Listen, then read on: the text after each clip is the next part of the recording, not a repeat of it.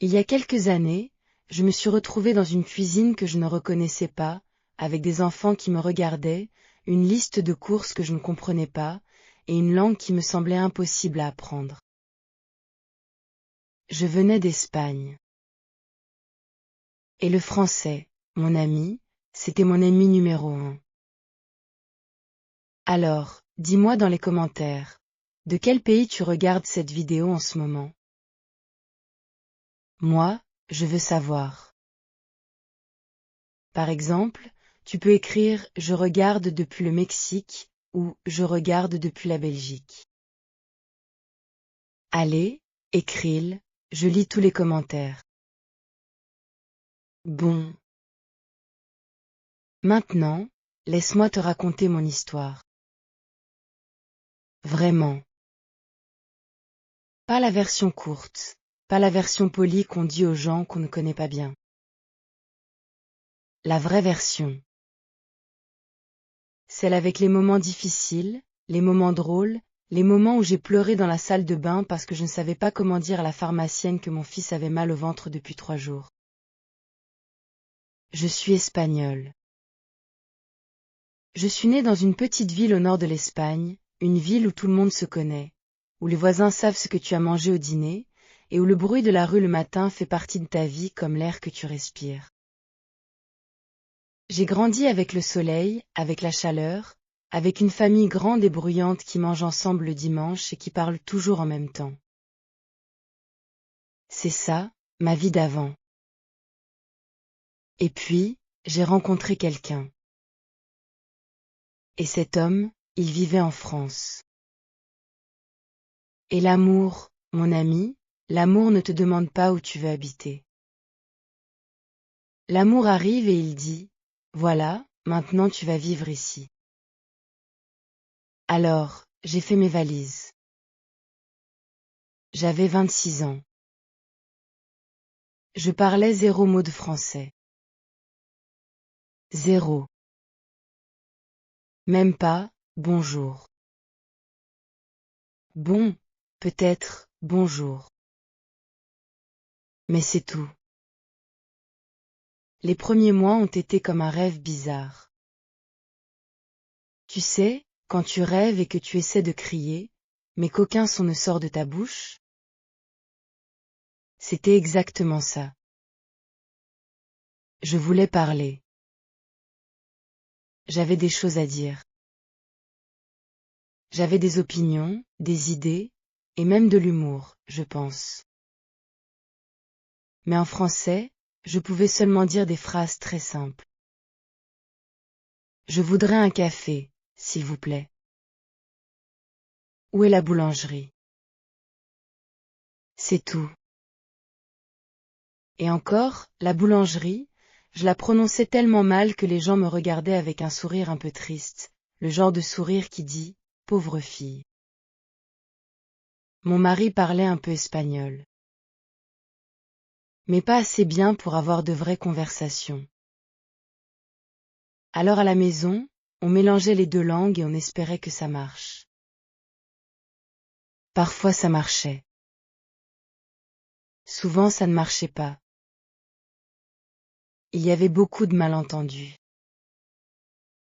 Beaucoup de moments où on se regardait et on ne savait pas si l'autre était en colère ou simplement fatigué. Et puis, j'ai eu mon premier enfant. Mon premier fils. Et là, tout a changé. Parce que quand tu as un bébé, tu n'as plus le temps de penser à toi-même. Tu n'as plus le temps de penser à la langue, à tes cours de français, à tes progrès. Tu penses au bébé. Tu penses à ses repas, à son sommeil, à sa santé. Et le monde entier autour de toi continue en français, et toi tu essaies de survivre.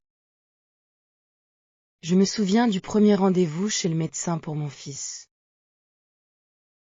Il avait peut-être 2 mois.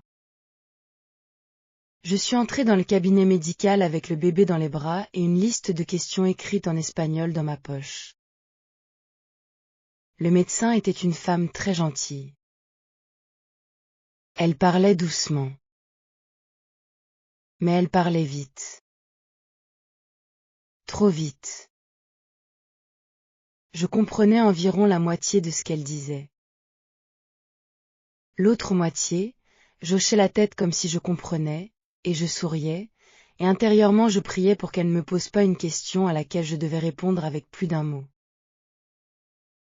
Elle m'a posé une question. Une longue question. Je l'ai regardée.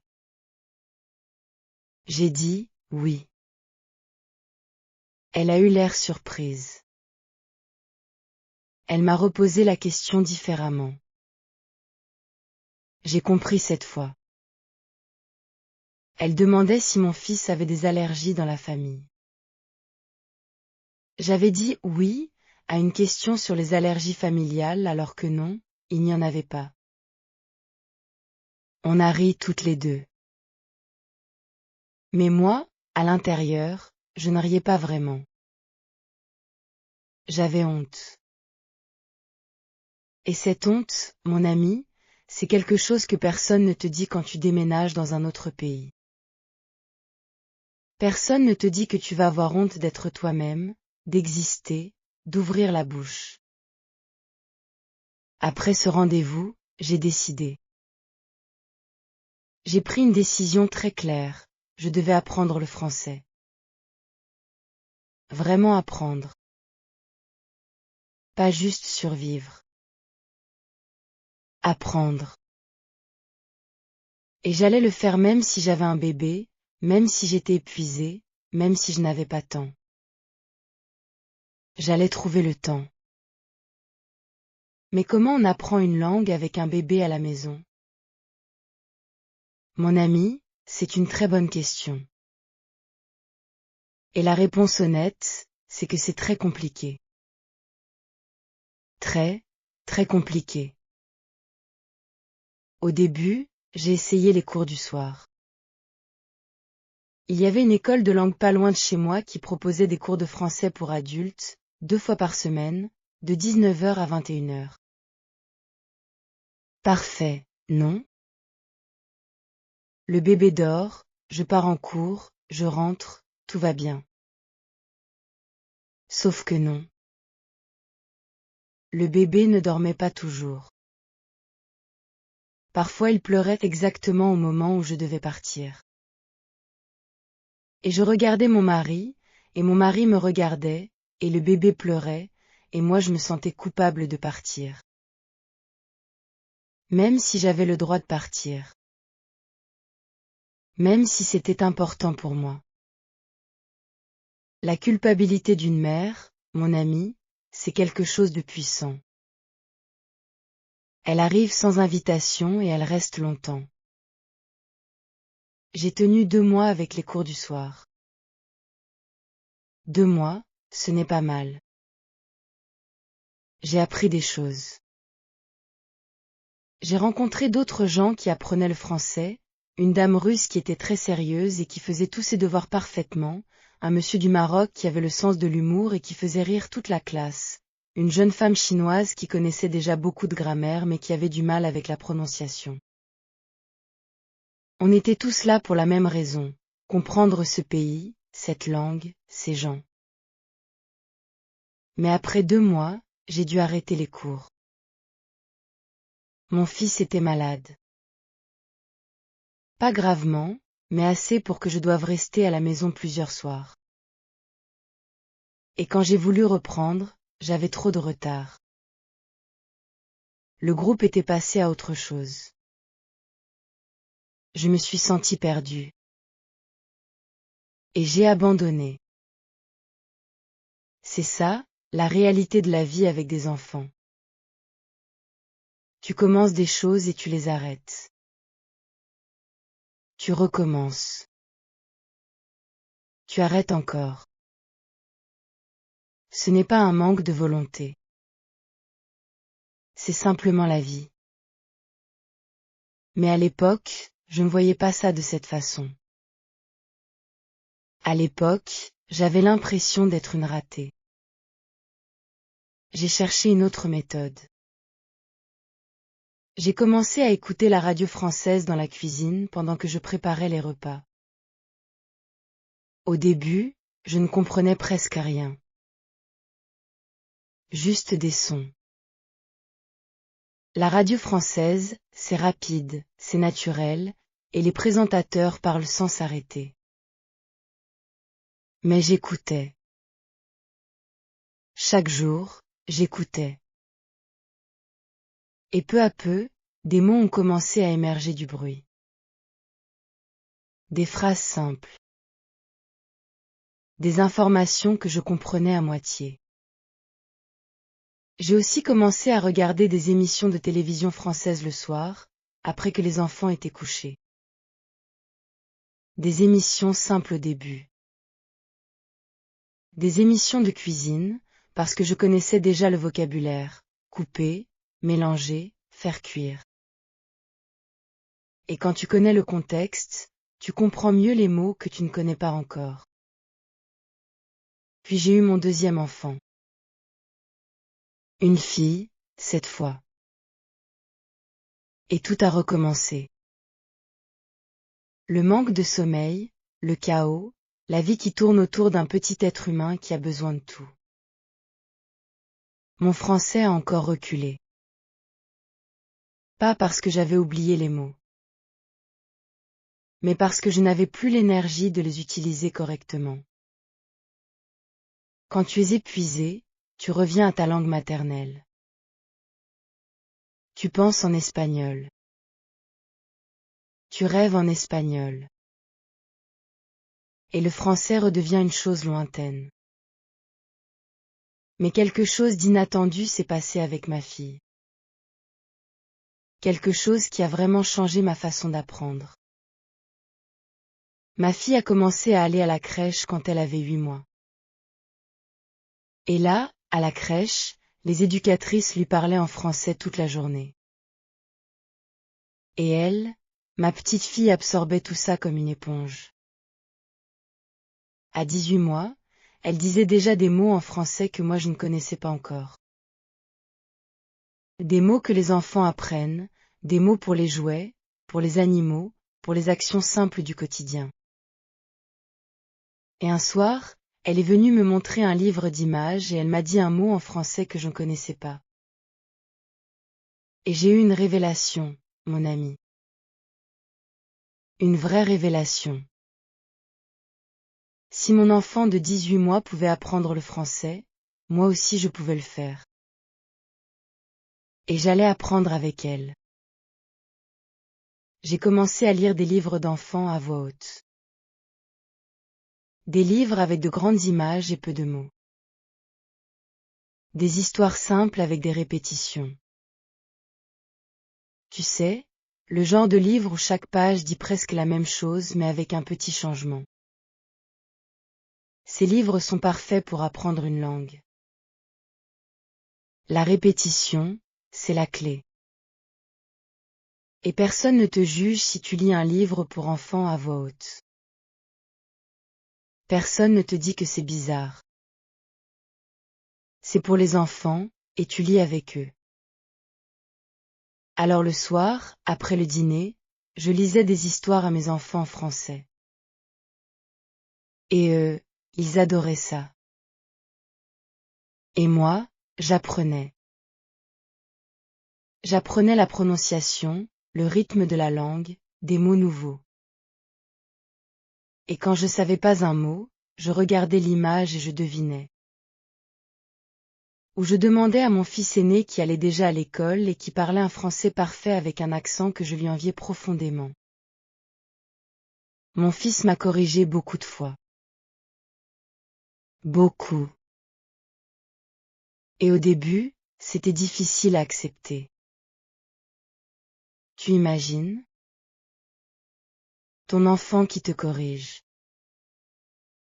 Ton enfant de 5 ans qui te dit, non, maman, on ne dit pas comme ça. On dit comme ça.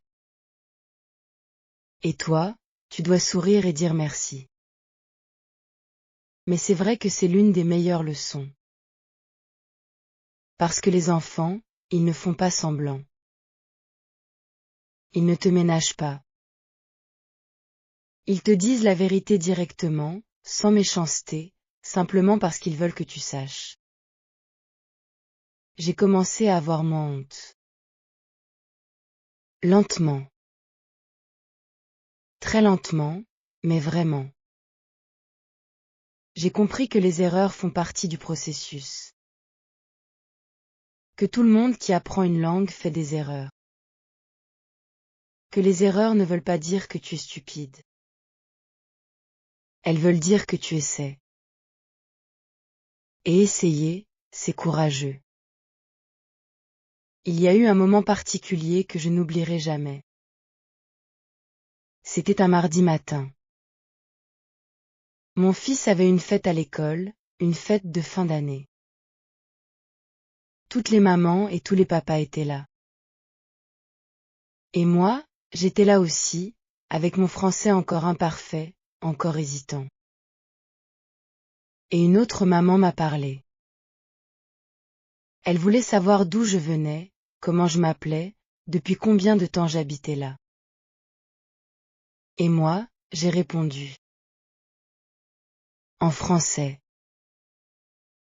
Une vraie conversation. Imparfaite, avec des pauses, avec des moments où je cherchais mes mots. Mais une vraie conversation. Et à la fin, elle m'a dit, ton français est très bien. Et moi, j'ai failli pleurer. Pas parce que je pensais qu'elle avait raison. Elle était gentille, mais je savais que mon français n'était pas encore très bon. Mais j'ai failli pleurer parce que quelqu'un m'avait vu essayer et avait décidé de m'encourager plutôt que de me corriger. Et dans ce moment-là, j'ai réalisé que j'avais besoin de ça. Pas seulement des cours, pas seulement des livres. J'avais besoin de personnes qui me disaient que ça valait la peine de continuer. Mon ami, si tu es en train d'apprendre une langue en ce moment, si tu es en train de lutter, si tu te sens découragé parfois, sache que tout le monde qui parle une deuxième langue a traversé exactement ce que tu traverses. Tout le monde. Sans exception. La différence entre ceux qui apprennent et ceux qui n'apprennent pas, ce n'est pas le talent. C'est la persistance. C'est de recommencer encore après être tombé. Après cette conversation à l'école, j'ai décidé de chercher plus d'opportunités de parler. Pas seulement d'écouter, pas seulement de lire. Parler. Parce que parler, c'est la partie la plus difficile et la plus importante. Tu peux comprendre beaucoup de choses, tu peux lire des livres entiers, mais si tu n'ouvres pas la bouche, tu ne progresses pas vraiment. J'ai trouvé un groupe de conversation dans ma ville. Un groupe qui se réunissait une fois par semaine dans un café. Des gens de différentes nationalités qui voulaient pratiquer leur français ensemble. C'était informel, sans pression, sans examen. On commandait un café ou un thé et on parlait. De n'importe quoi. De la météo, des films, des enfants, du travail, de la politique, de la nourriture. N'importe quoi. Le premier soir, j'étais tellement nerveuse que je n'ai presque rien dit. J'ai souri. J'ai écouté. J'ai dit oui, c'est vrai, et je comprends plusieurs fois. Mais à la deuxième réunion, j'ai dit une phrase plus longue. Et à la troisième, j'ai raconté quelque chose. Quelque chose de court, mais quelque chose. Et les gens ont écouté. Et ils ont répondu. Et c'était une vraie conversation. Ce groupe m'a donné quelque chose d'inestimable, la confiance. Pas la confiance parfaite, pas la confiance sans erreur. Mais la confiance de dire quelque chose même si ce n'est pas parfait. la confiance d'exister dans une autre langue. Pendant ce temps, mes enfants grandissaient. Et avec eux, mon contact avec le français au quotidien grandissait aussi. L'école, mon ami, c'est une école pour les parents aussi, pas seulement pour les enfants. Les réunions de parents, les messages des professeurs, les petits mots dans les cartables, les projets à faire à la maison. Tout ça en français. Tout ça à comprendre, à répondre, à gérer. Je me souviens d'un projet que mon fils devait faire pour l'école. Il devait présenter un animal. Et il voulait que je l'aide. Alors on a cherché ensemble des informations en ligne. En français. Et on a préparé le texte ensemble. En français. Et pendant qu'on travaillait, mon fils m'expliquait des mots que je ne connaissais pas, et moi je l'aidais à structurer ses idées. C'était beau, ce moment. On apprenait ensemble, lui et moi. Lui qui apprenait à organiser ses pensées à l'écrit, et moi qui apprenais encore de nouveaux mots en français. Les réunions de parents étaient une autre aventure. Au début, je n'y allais pas. J'avais peur de ne pas comprendre, peur de devoir parler, peur du regard des autres. Et puis, j'y suis allée une fois. Je me suis assise à l'arrière. J'ai écouté. Je n'ai pas tout compris. Mais j'ai compris les choses importantes. Et j'ai réalisé que personne ne me regardait étrangement. Personne ne faisait attention à moi. Tout le monde était occupé à écouter le professeur. Après cette réunion, j'y suis retournée à chaque fois. Et peu à peu, j'ai commencé à comprendre de plus en plus. À poser des questions. À parler avec les autres parents. Et j'ai rencontré une femme, une maman dont le fils était dans la même classe que mon fils. Elle était française, elle était née là, elle avait toujours vécu là. Et on est devenus amis. Elle m'a aidé avec le français. Elle me corrigeait gentiment quand je faisais une erreur. Et moi, je lui expliquais des mots en espagnol quand elle était curieuse. Parce que l'amitié, mon ami, c'est quelque chose qui dépasse les langues. Avec cette amie, j'ai appris un français beaucoup plus naturel. Pas le français des livres, pas le français des cours. Le vrai français. Le français que les gens parlent entre eux, avec les expressions familières, avec les raccourcis, avec les façons de dire les choses qui ne s'apprennent pas dans les manuels. Elle me disait des choses comme « Non, personne ne dit ça vraiment. On dit plutôt ça. » Et chaque fois, c'était une petite révélation. Je pense souvent à la différence entre le français qu'on apprend et le français qu'on parle vraiment. C'est une différence énorme. En cours, on apprend à dire « je ne sais pas ».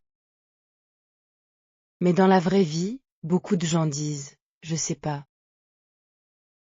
En cours, on apprend à dire « il n'y a pas ». Mais dans la rue, les gens disent « il n'y a pas » de façon beaucoup plus rapide. Ces petites différences, elles peuvent te perdre complètement si tu n'es pas préparé. Tu penses que tu comprends, et puis tu réalises que tu ne comprends pas parce que les gens ne parlent pas comme dans les livres. Mais ça, c'est normal. Toutes les langues ont ça. En espagnol aussi, on parle différemment de la façon dont on écrit. C'est universel. Et une fois que tu acceptes ça, ça devient plus facile. Tu arrêtes de chercher la perfection. tu cherches la communication. Et la communication, c'est beaucoup plus accessible que la perfection. Mon deuxième enfant, ma fille, a commencé l'école maternelle. Et là, j'ai découvert quelque chose.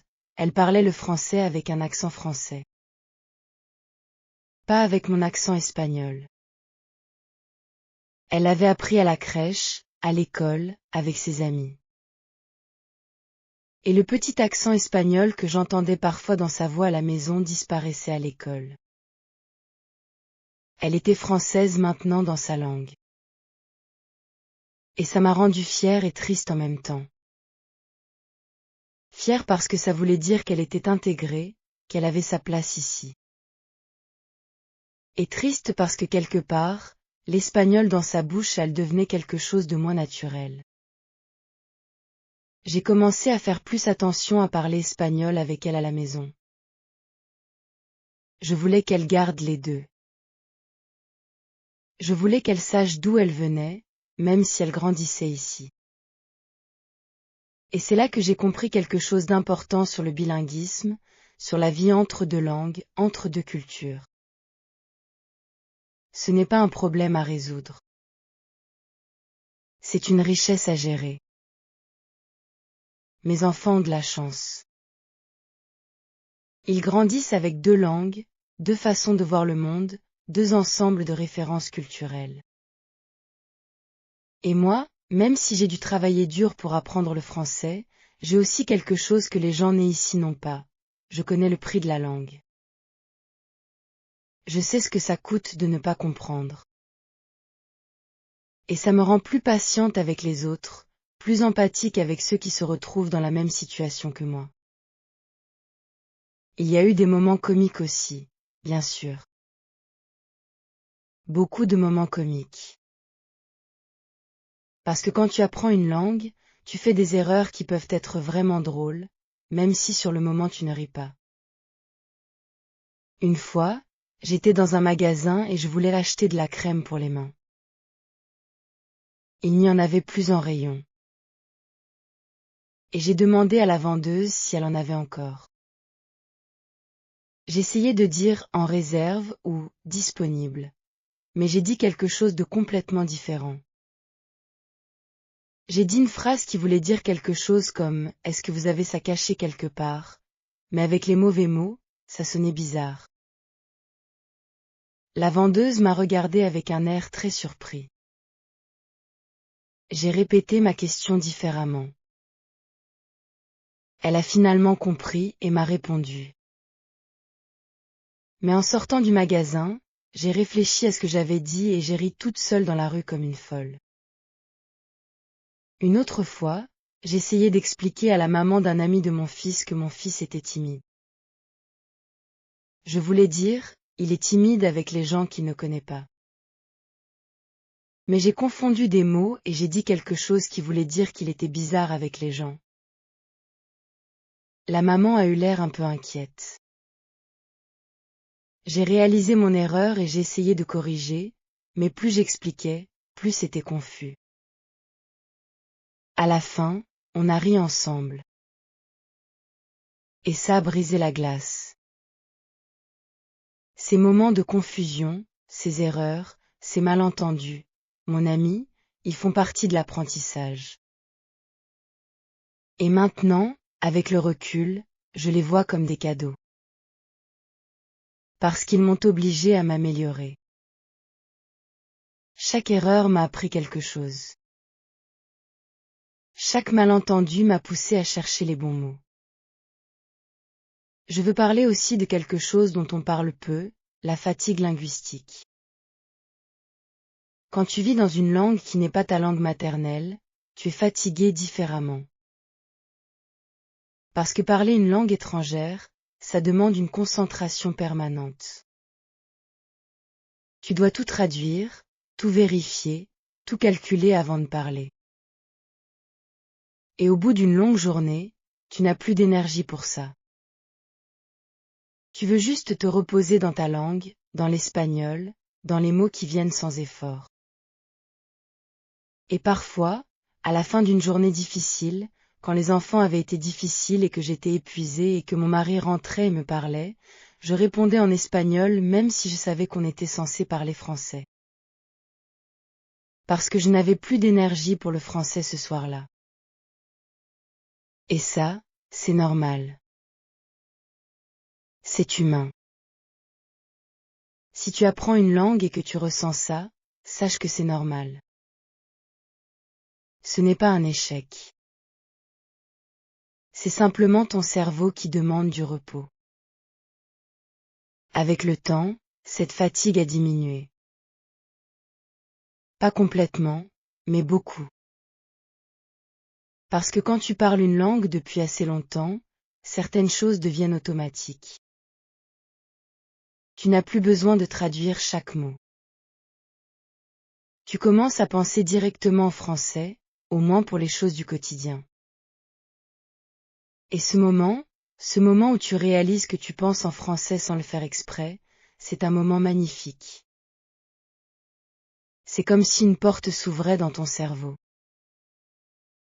Je me souviens exactement de la première fois que j'ai rêvé en français. C'était environ 2 ans après mon arrivée. Dans mon rêve, je parlais à quelqu'un en français. Et dans le rêve, c'était naturel. C'était fluide. Je me suis réveillée et j'ai pensé, peut-être que ça marche. Peut-être que je suis vraiment en train d'apprendre. La cuisine a été une de mes plus grandes alliées dans l'apprentissage du français. Non pas la cuisine française, même si j'ai appris à apprécier beaucoup de plats français. Mais la cuisine comme activité, comme espace. Parce que dans la cuisine, tu répètes. Tu suis des recettes. Tu apprends du vocabulaire concret, les ingrédients, les actions, les ustensiles. Et le vocabulaire concret, c'est plus facile à retenir parce qu'il est lié à des actions physiques. J'ai commencé à suivre des recettes françaises. Pas seulement en ligne, mais dans de vrais livres de cuisine français. Et j'apprenais les mots en contexte. Je savais ce que voulait dire incorporer, parce que je le faisais avec mes mains. Je savais ce que voulait dire préchauffer, parce que je le faisais avec le four. Et ces mots, ils restaient. Parce qu'ils étaient attachés à une expérience, pas juste à une liste. J'emmenais aussi mes enfants faire les courses avec moi. Et dans le magasin, je leur demandais de m'aider à trouver les produits sur la liste. Mon fils lisait la liste et me guidait. Et moi, je lisais les étiquettes, les descriptions, les prix. Je posais des questions aux vendeurs. Et petit à petit, les mots du supermarché sont devenus familiers. Les mots de la boulangerie, les mots de la boucherie, les mots de l'épicerie. Les enfants, ils te poussent à parler en public. Parce qu'ils ont des besoins et ces besoins ne peuvent pas attendre. Si ton enfant veut quelque chose dans un magasin et toi tu n'as pas le courage de demander, ton enfant va souffrir. Et une mère ne laisse pas son enfant souffrir si elle peut l'éviter. Alors tu demandes. Tu as peur, tu es nerveuse, tu ne sais pas comment ça va sortir. Mais tu demandes quand même. Et chaque fois que tu demandes, tu deviens un peu plus courageuse. Mes enfants ont été mon plus grand moteur. Pas seulement parce qu'ils avaient besoin de moi, mais parce que je voulais leur montrer quelque chose. Je voulais leur montrer que les adultes apprennent aussi. Que faire des erreurs, ce n'est pas grave. Que recommencer après avoir échoué, c'est possible. Que travailler pour quelque chose de difficile, ça vaut la peine. Je voulais qu'ils voient leur mère essayer. Vraiment essayer. même si elle se trompait. Même si c'était difficile. Je voulais qu'ils sachent que leur mère n'avait pas renoncé. Que même dans un pays étranger, dans une langue étrangère, avec 2 enfants et une vie compliquée, leur mère avait choisi de ne pas abandonner. Et ça, mon ami, ça a changé ma relation avec l'apprentissage. Ce n'était plus seulement pour moi. C'était aussi pour eux. Pour leur montrer l'exemple. Et quand tu fais quelque chose pour quelqu'un que tu aimes, tu as une force différente. Il y a un aspect de l'apprentissage du français que je n'avais pas prévu, la France elle-même. Je veux dire, pas juste la langue, mais la culture, les habitudes, les façons de faire les choses. Parce qu'une langue, ce n'est pas seulement des mots. C'est une façon de penser, une façon d'organiser le monde. En Espagne, on est direct, on parle fort, on embrasse tout le monde, même les gens qu'on ne connaît pas bien. En France, c'est différent. La relation avec les inconnus est plus formelle. Il y a une distance au début. Il faut du temps pour que les gens s'ouvrent vraiment. Et ça, au début, ça m'a troublée. Je pensais que les gens ne m'aimaient pas. Je pensais que je faisais quelque chose de mal. Mais non. C'est simplement une culture différente. J'ai appris à respecter ça. J'ai appris que quand un Français est finalement chaleureux avec toi, c'est vraiment sincère. Parce que ça lui a coûté quelque chose de dépasser cette distance initiale. Et cette chaleur sincère, elle vaut plus que 100 embrassades superficielles. J'ai aussi appris que les Français parlent de nourriture différemment. Non pas qu'en Espagne on ne parle pas de nourriture, on en parle beaucoup. Mais en France, c'est un sujet sérieux. Les gens discutent vraiment de ce qu'ils mangent, où ils achètent, comment c'est préparé. Et dans ces conversations, j'apprenais du vocabulaire que je n'aurais pas trouvé dans un cours, comment décrire une texture, un goût, une façon de cuisiner. La nourriture m'a aussi aidé à me connecter avec les gens. Parce que quand tu arrives d'ailleurs, les gens sont curieux de ce que tu manges, de ce que tu cuisines. Et j'ai commencé à apporter des choses espagnoles aux réunions de parents, aux petites fêtes de l'école. Et les gens aimaient ça. Et ça ouvrait des conversations. Et ces conversations, c'était du français. Du vrai français, naturel, sans pression.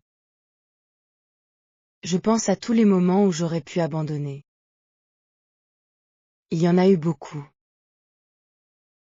Après une mauvaise journée où personne ne comprenait ce que je disais.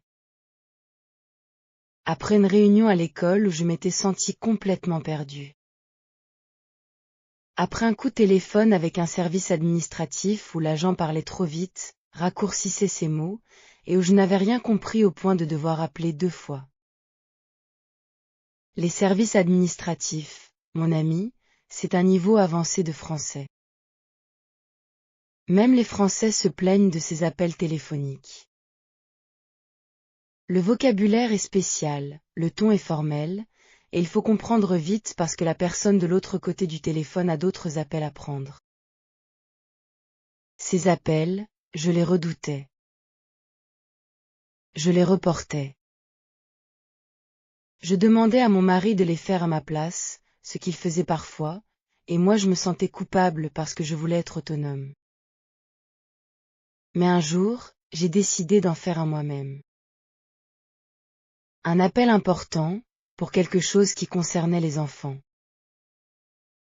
J'ai préparé ce que j'allais dire à l'avance. J'ai écrit les mots-clés. J'ai répété. Et j'ai appelé. L'agent a parlé vite. J'ai demandé de répéter. Il a répété. J'ai demandé d'épeler un mot. Il a épelé. Et à la fin, j'avais l'information dont j'avais besoin. J'avais fait cet appel seul. Et je me suis senti comme si j'avais gravi une montagne. Ces petites victoires, elles sont importantes. Dans l'apprentissage d'une langue, il y a des grands moments et des petits moments. Les grands moments, comme le jour où tu réalises que tu penses en français. Les petits moments, comme le jour où tu réussis à passer un appel téléphonique difficile. Les deux sont importants. Les deux méritent d'être célébrés. Avec le temps, le français est devenu une partie de moi. Pas juste un outil, pas juste une nécessité. Une partie de moi. Il y a des expressions françaises que j'utilise même quand je parle espagnol avec mes parents en Espagne. Parce que parfois, une expression française dit quelque chose que l'espagnol ne dit pas exactement de la même façon. Et inversement, il y a des mots espagnols pour lesquels je cherche le français et je ne trouve pas quelque chose d'aussi exact.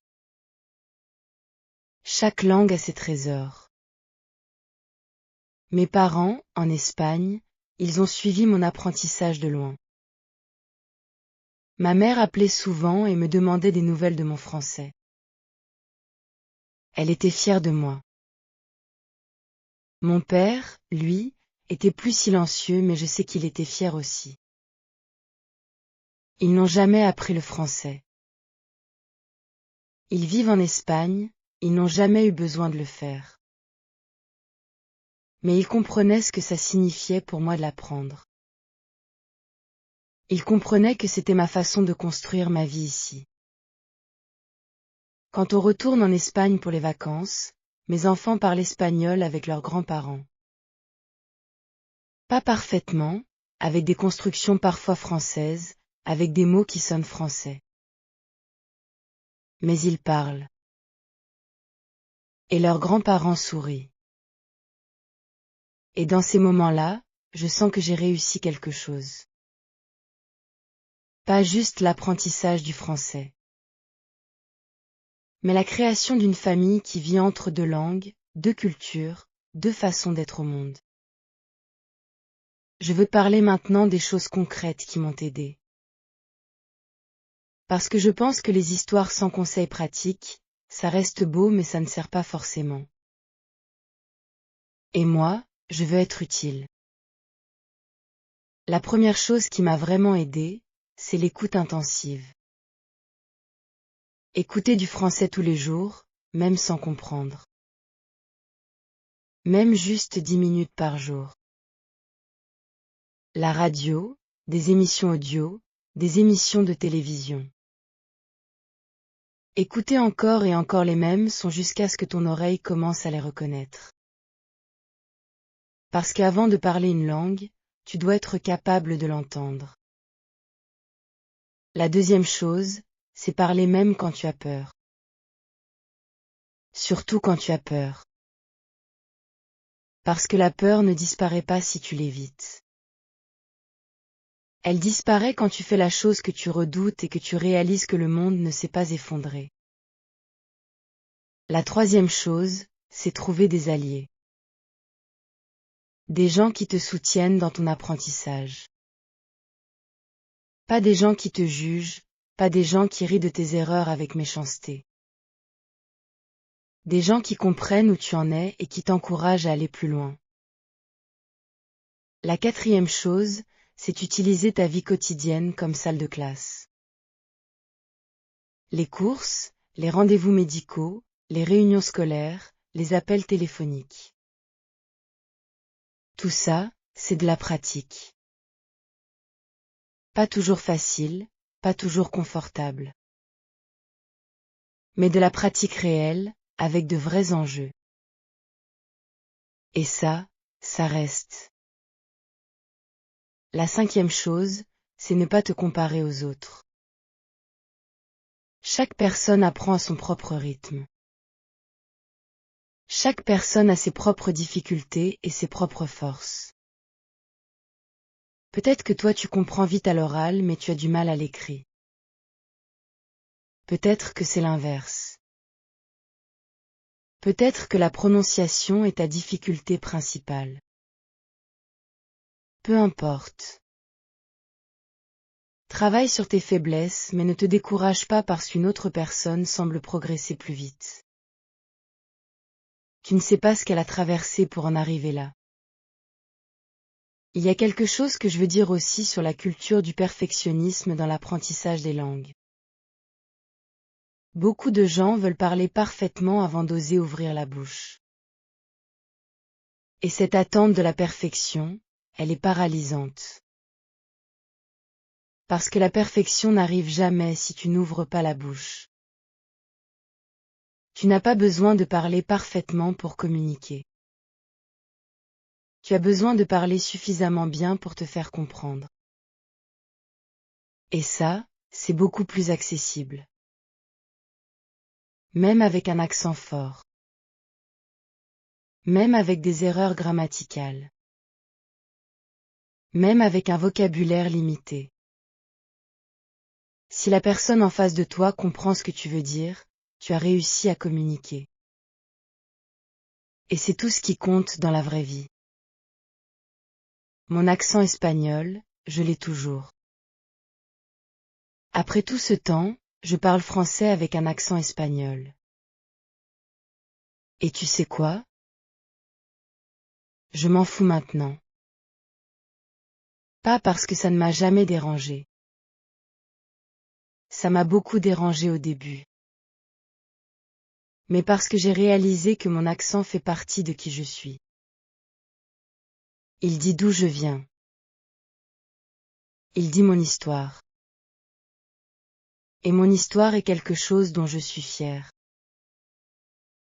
Des gens me disent parfois qu'ils adorent mon accent.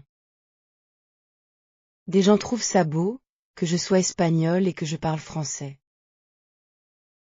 Et moi, j'ai appris à voir ça aussi de cette façon. Mon accent n'est pas une imperfection. C'est une particularité. C'est ce qui me rend unique dans cette langue. Je pense souvent aux femmes qui vivent la même chose que moi. Les femmes qui ont suivi leur partenaire dans un pays étranger. Les femmes qui élèvent leurs enfants dans une langue qui n'est pas la leur. Les femmes qui se lèvent le matin et qui font face à une journée entière dans une langue difficile, avec des enfants qui dépendent d'elles, et qui continuent quand même. Ces femmes sont courageuses. Vraiment courageuses. Pas de manière spectaculaire, pas de manière évidente. Mais de manière silencieuse, quotidienne. Elles font quelque chose de difficile chaque jour sans que personne ne les applaudisse. Et je veux leur dire, ce que tu fais, ça compte. Ça compte énormément. Aujourd'hui, mes enfants grandissent dans 2 langues. Mon fils parle français comme un français et espagnol comme un espagnol, même si son espagnol a parfois des constructions françaises et son français a parfois des intonations espagnoles. Ma fille est pareille. Et moi, je parle français avec mon accent espagnol et j'en suis contente. Je ne suis plus la femme qui hochait la tête sans comprendre chez le médecin. Je ne suis plus la femme qui fuyait les réunions de parents. Je suis quelqu'un qui a appris. Qui continue d'apprendre. Parce qu'une langue, ça ne s'arrête jamais. Même en espagnol, ma langue maternelle, j'apprends encore des mots nouveaux parfois. Une langue, c'est vivant. Ça grandit avec toi. Et le français, maintenant, il grandit avec moi. Il y a des jours où je parle mieux que d'autres. Il y a des jours où je cherche mes mots. Il y a des jours où quelqu'un me parle en argot ou en dialecte et je comprends moins bien. Mais ces jours-là, je ne panique plus. Je souris, je demande de répéter, et je fais avec ce que j'ai. Parce que c'est ça, la vie. Faire avec ce qu'on a. Mon ami, si tu regardes cette vidéo parce que toi aussi tu es en train d'apprendre une langue dans une situation difficile, si toi aussi tu es parent et tu essaies de trouver du temps pour apprendre, si toi aussi tu te sens découragé parfois et tu te demandes si ça vaut la peine, je veux dire une chose, ça vaut la peine. Entièrement. Complètement. Ça vaut chaque moment difficile, chaque erreur, chaque malentendu, chaque soir où tu étais trop fatigué mais tu as quand même lu une page en français. Ça vaut la peine parce que chaque mot que tu apprends, c'est une porte qui s'ouvre.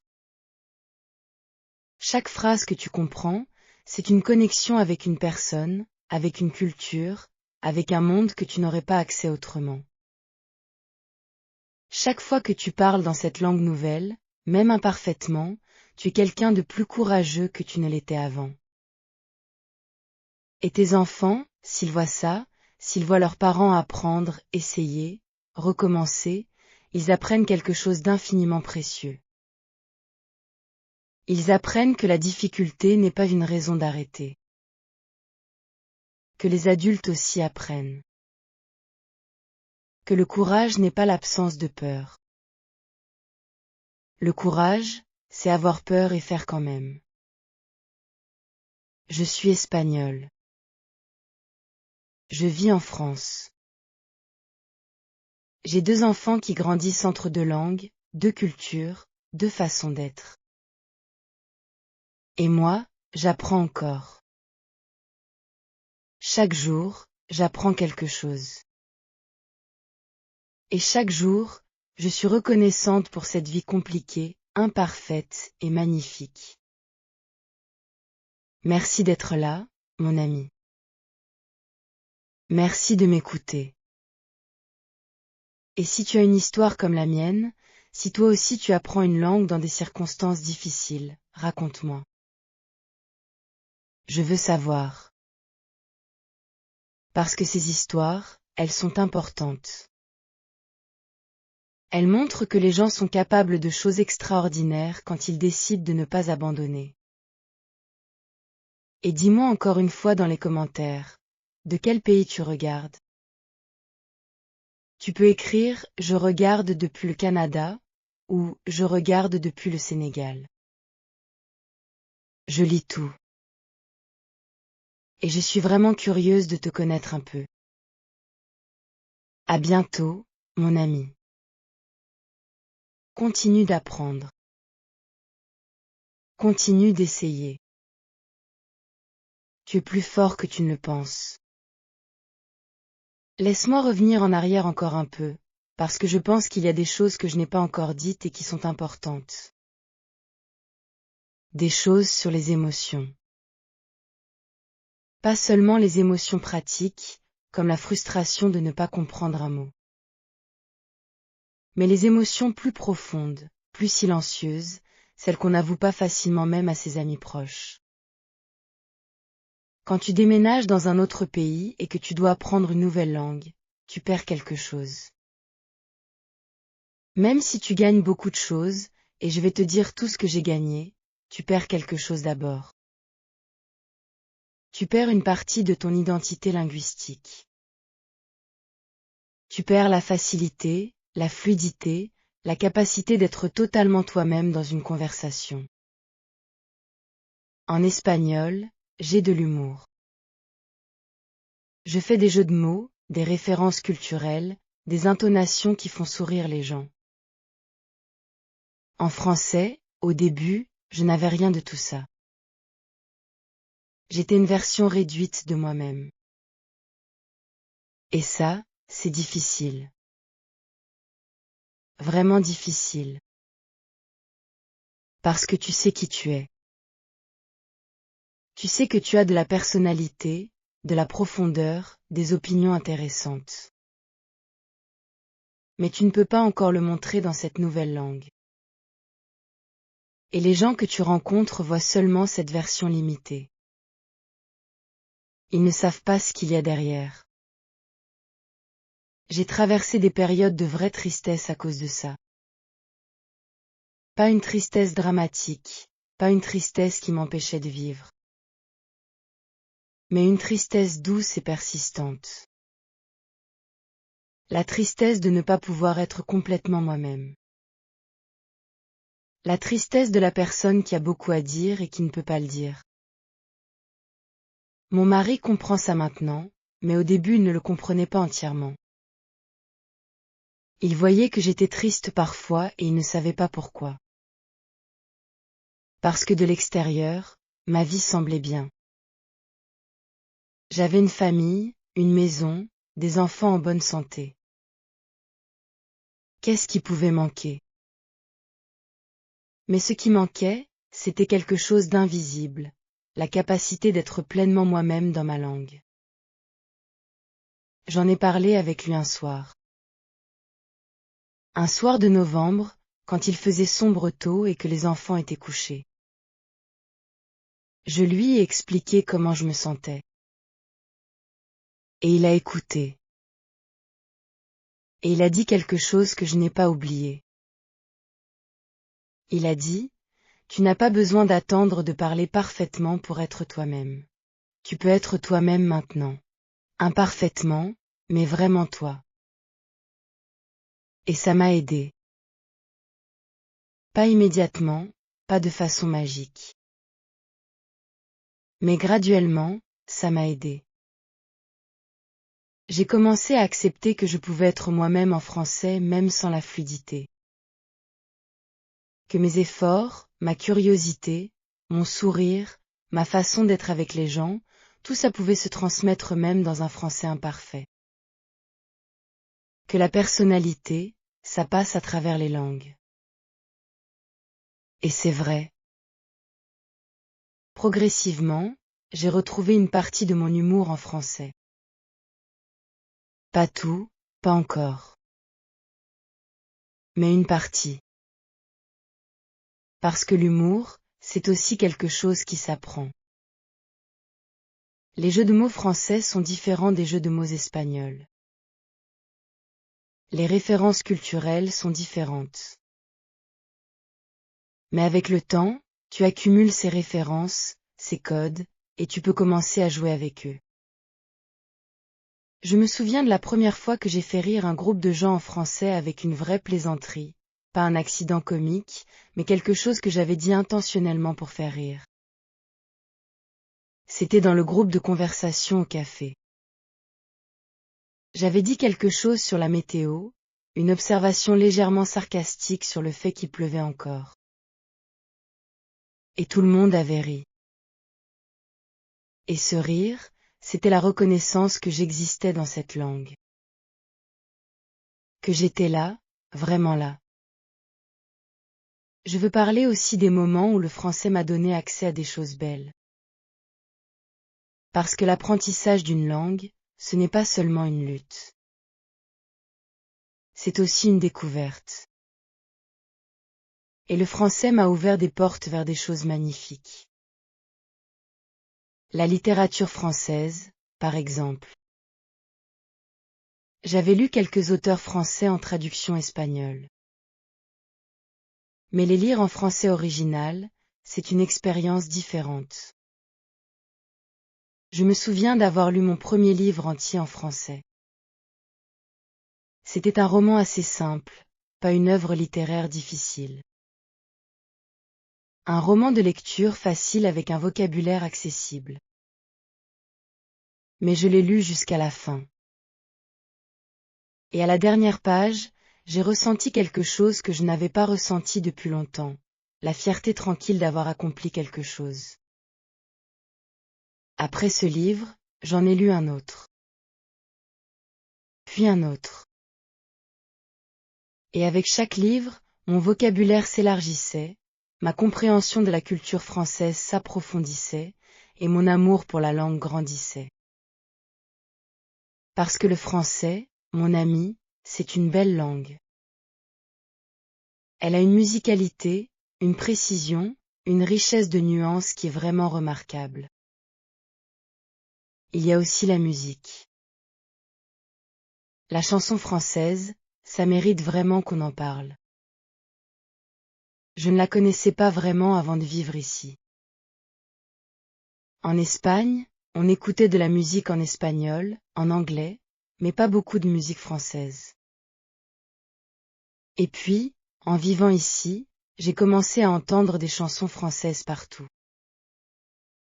À la radio, dans les magasins, dans les cafés. Et certaines ont commencé à m'attirer. J'ai appris des paroles de chansons françaises. Pas pour les répéter mécaniquement, mais parce que les paroles étaient belles et que les apprendre m'aidait avec la prononciation, avec le rythme de la langue. Et il y a quelque chose de spécial dans le fait d'apprendre une langue par la musique. Parce que la musique touche quelque chose d'émotionnel en toi, et quand tu associes des mots à une émotion, tu les retiens beaucoup mieux. Mes enfants chantaient des chansons françaises qu'ils apprenaient à l'école. Et parfois, le soir, on chantait ensemble. Moi avec mon accent espagnol, eux avec leur accent parfait. Et c'était beau. C'était vraiment beau. Le cinéma français aussi. Je me suis mise à regarder des films français en version originale. Au début avec les sous-titres en français, pour voir les mots en même temps que je les entendais. Puis progressivement sans sous-titres. Et les films français m'ont appris un français différent, le français des émotions, le français des relations humaines, le français de la vie intérieure des gens. Je pense maintenant à toutes les choses que j'aurais manquées si je n'avais pas appris le français. Les conversations avec les parents à l'école, les liens d'amitié que j'ai construits, la compréhension de la culture et de la société dans laquelle je vis. J'aurais pu rester dans une bulle espagnole, comme certains expatriés le font, entouré seulement de gens qui parlent ma langue. Mais j'aurais raté tellement de choses. Et, d'une certaine façon, j'aurais aussi raté mes enfants. Parce que mes enfants deviennent de plus en plus français. C'est leur pays, c'est leur culture, c'est leur langue principale. Et si moi je n'avais pas appris le français, il y aurait une distance grandissante entre eux et moi. Une distance linguistique qui aurait créé d'autres distances. En apprenant leur langue, je peux entrer dans leur monde. Je peux comprendre leurs plaisanteries, leurs références, leurs conversations avec leurs amis. Mon fils a maintenant des amis à lui, des amis français qui viennent parfois à la maison. Et je peux leur parler. Je peux leur poser des questions sur leur vie, leur faire à manger et leur demander s'ils aiment ça, participer un peu à leur conversation. Et ces garçons, ils me regardent avec une sorte de curiosité respectueuse. Ils savent que je suis espagnole, que leur ami a une maman étrangère. Et parfois ils me demandent des mots en espagnol, et moi je leur apprends, et on rit ensemble. C'est ça, le vrai apprentissage d'une langue. Ce ne sont pas les examens, pas les certificats, pas les résultats. C'est la capacité de se connecter avec les gens. La capacité de faire partie d'un monde qui au début était fermé. Je pense aussi aux défis que mes enfants ont traversés. Parce que grandir entre deux langues, ce n'est pas toujours facile non plus pour eux. Mon fils, quand il était petit, mélangeait parfois les deux langues dans la même phrase. Il commençait en espagnol et finissait en français. Ou l'inverse. Et les professeurs me disaient que c'était normal, que ça passerait avec le temps. Et ils avaient raison. C'est passé. Mais dans le moment, c'était parfois source de confusion pour lui.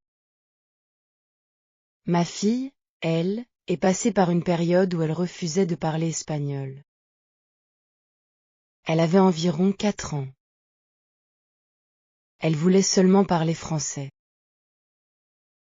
L'espagnol, c'était la langue de la maison, la langue de maman, la langue un peu différente. Et à cet âge-là, les enfants veulent être comme leurs amis, ils ne veulent pas être différents. Alors elle insistait pour parler français. J'ai dû être stratégique. J'ai continué à lui parler espagnol, même quand elle répondait en français. Je faisais semblant de ne pas comprendre parfois, pour l'obliger à essayer en espagnol. Et graduellement, elle a retrouvé son espagnol. Maintenant, à 7 ans, elle passe d'une langue à l'autre avec une facilité qui me laisse encore bouche bée chaque fois.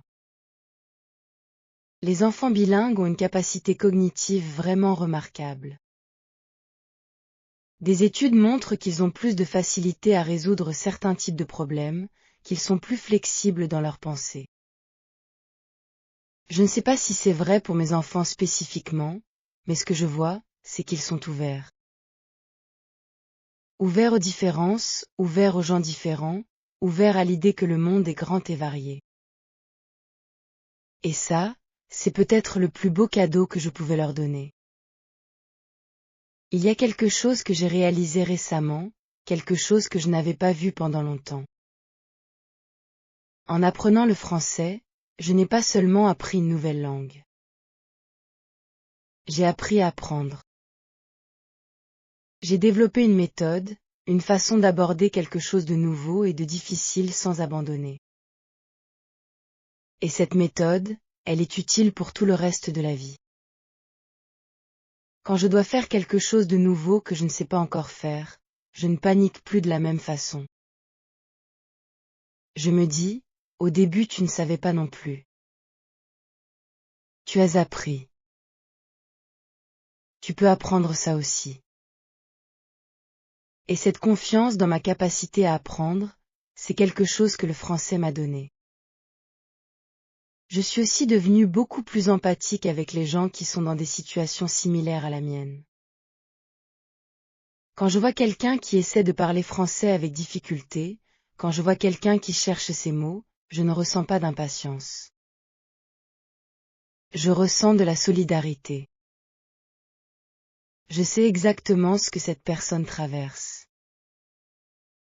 Et parfois, quand c'est possible, je lui dis, prenez votre temps. Je comprends.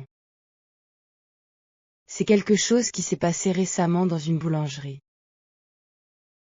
Il y avait une femme devant moi dans la file d'attente.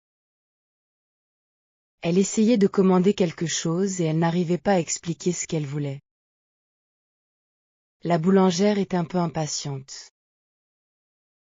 Et moi, j'ai regardé cette femme et je me suis vue il y a quelques années. Alors j'ai essayé de l'aider un peu. Je lui ai demandé dans quelle langue elle préférait parler, et elle a dit qu'elle parlait un peu espagnol. Et on a parlé en espagnol 1 minute et j'ai compris ce qu'elle voulait et j'ai aidé à expliquer à la boulangère. Et cette femme m'a remercié avec un sourire tellement reconnaissant que j'en ai eu les larmes aux yeux. Ces moments de connexion entre personnes qui partagent une expérience similaire, ces moments où on se reconnaît, ils sont précieux. Ils rappellent que tu n'es pas seul. Que d'autres personnes ont traversé la même chose. Et cette reconnaissance, elle donne de la force. J'ai aussi changé ma façon de voir la langue française elle-même. Au début, le français était un obstacle. Un mur entre moi et le monde. Maintenant, c'est une fenêtre. Une fenêtre qui me permet de voir et de comprendre des choses que je ne verrais pas autrement. Je comprends maintenant des blagues françaises. Pas toutes, pas toujours, mais beaucoup. Et comprendre une blague dans une autre langue, c'est un niveau de compréhension très profond. Parce que l'humour, c'est culturel. Pour rire d'une blague, tu dois comprendre non seulement les mots mais le contexte culturel, la référence implicite, la façon dont les gens de cette culture pensent et voient le monde. Je comprends des références à des émissions de télévision françaises que tout le monde ici connaît. Je comprends des références historiques qui font partie de la mémoire collective. Je comprends des expressions régionales que les gens utilisent dans cette région. Et chaque fois que je comprends quelque chose comme ça, je me sens un peu plus d'ici. Pas entièrement d'ici, je ne le serai peut-être jamais entièrement. Je suis espagnol. Mon cœur bat espagnol. Ma nostalgie est espagnole. Ma façon de cuisiner, même en France, est espagnole. Mais je suis aussi un peu d'ici maintenant. Et être un peu de deux endroits, ce n'est pas être de nulle part. C'est être de plus d'endroits. C'est avoir plus de maisons dans le cœur. Mon ami, nous approchons de la fin de cette histoire. Mais avant de terminer, je veux te parler d'un dernier moment. Un moment qui résume, je crois, tout ce chemin.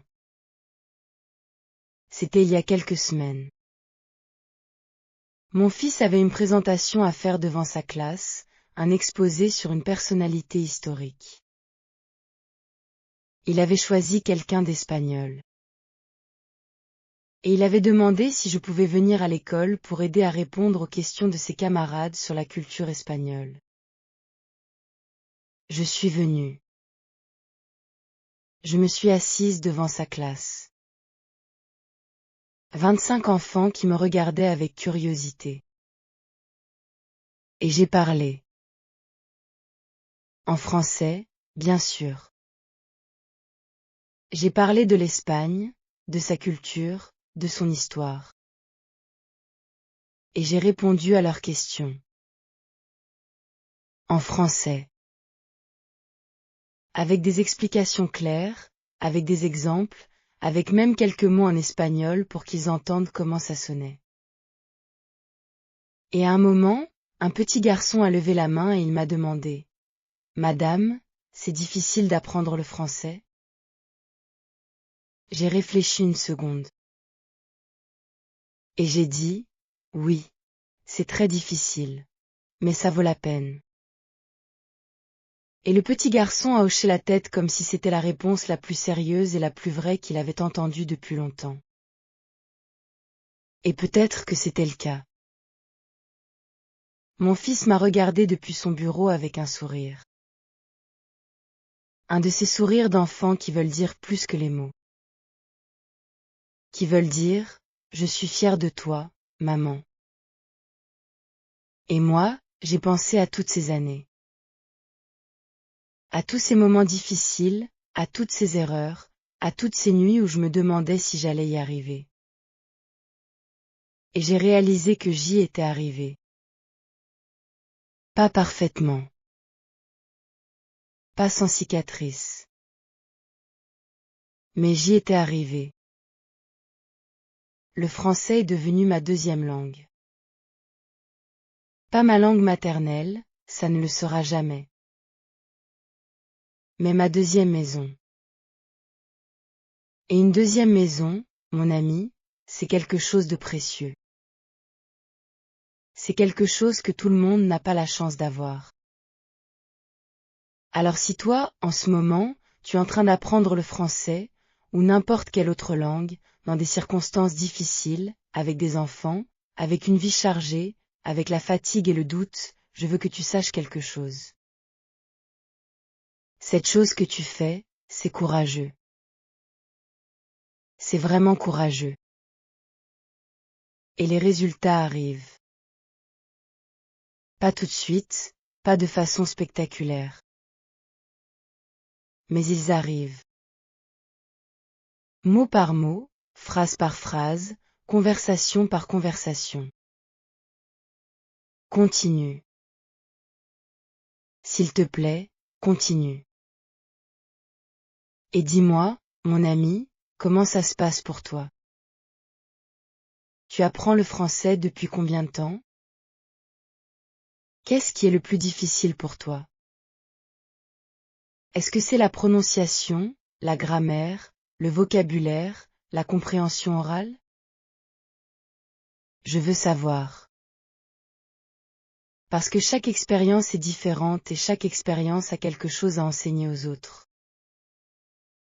Et n'oublie pas de me dire dans les commentaires de quel pays tu regardes. Tu peux écrire « Je regarde depuis l'Algérie » ou « Je regarde depuis la Suisse ». Et si tu as une histoire similaire à la mienne, si toi aussi tu apprends une langue dans un contexte difficile, écris-moi. Ces histoires méritent d'être racontées.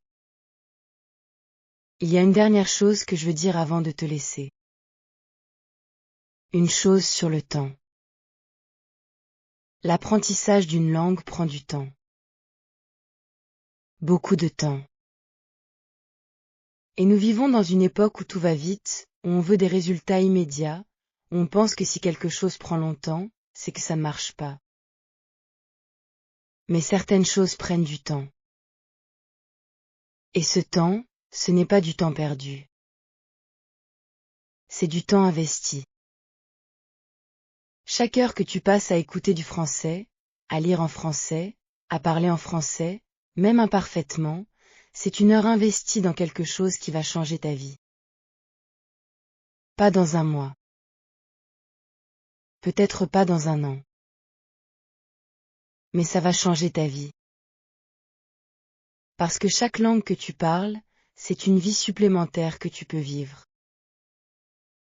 C'est un monde supplémentaire qui te devient accessible. Et toi, tu mérites d'avoir accès à ce monde. Tu mérites de pouvoir communiquer, de te faire comprendre, de comprendre les autres, de te sentir à ta place dans l'endroit où tu vis ou où tu veux vivre. Alors prends ton temps. Sois patient avec toi-même. Célèbre tes progrès, même les petits. Et n'oublie jamais pourquoi tu as commencé. Moi, j'ai commencé parce que j'avais 2 enfants qui avaient besoin de moi dans ce pays. Et je n'ai pas regretté une seule fois d'avoir fait cet effort. Pas une seule fois. À toi maintenant, mon ami. Ton histoire commence ici, ou elle continue ici. Et je suis avec toi, d'une certaine façon. Parce que je sais ce que tu ressens. Et je sais que tu peux y arriver. Avec tout mon soutien, depuis ma petite vie entre 2 langues et 2 cultures. Jusqu'à la prochaine fois.